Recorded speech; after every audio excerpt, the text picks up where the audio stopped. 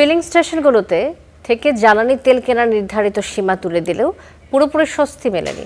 বুধবারও রাজধানীর কিছু পাম্পে দেখা দিয়েছে সংকট।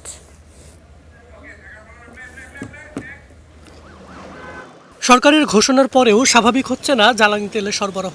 ডিপো থেকে চাহিদা অনুযায়ী সরবরাহ না থাকায় তেল শেষ হলেই বন্ধ হয়ে যাচ্ছে কোনো কোনো ফিলিং স্টেশন। কেউ বা দিনের নির্দিষ্ট সময় পর্যন্ত তেল বিক্রি করছেন।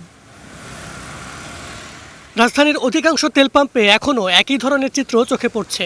দীর্ঘ লাইনে দাঁড়িয়ে তেল কেনার জন্য অপেক্ষা করছেন গ্রাহকরা। ভোগান্তি হচ্ছে ডেফিনেটলি, কারণ এই 1.5 ঘন্টা আমি দাঁড়িয়ে আছি রোজা রেখে গরমের ভিতরে, এটা অবশ্যই কনভিনিয়েন্ট না। আমার পৌঁছানোর কথা ছিল আরও মিনিমাম 1.5 ঘন্টা আগে। আমি 1.5 ঘন্টা ধরে আমি এখানে বসে আছি। সামনে আশা করব যে হয়তোবা ঠিক হয়ে যাবে। এখন গাড়ি চলতে হইলে তো ভাই লাগবেই।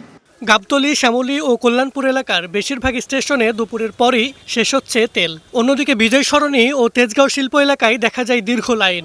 বিক্রেতাদের অভিযোগ, ডিপো থেকে পর্যাপ্ত সরবরাহ না থাকায় সংকট কাটছে না।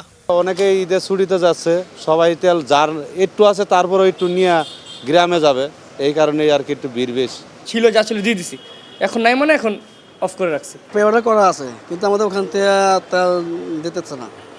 আমরা তেল দিই 3 গাড়ি অর্ডার দিছি, এক গাড়ির অর্ধেক।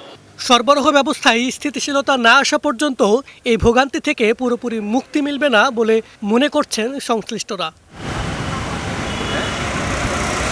মাহাবুল ইসলাম, স্টার নিউজ, ঢাকা।